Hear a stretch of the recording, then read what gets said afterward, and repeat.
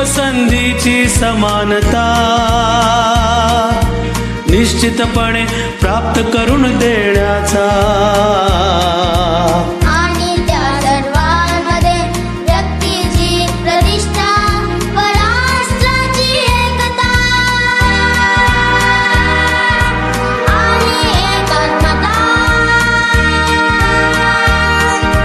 यांचे आश्वासन देणारी बंधुता प्रवर्धित करण्याचा संकल्पपूर्वक निर्धार करून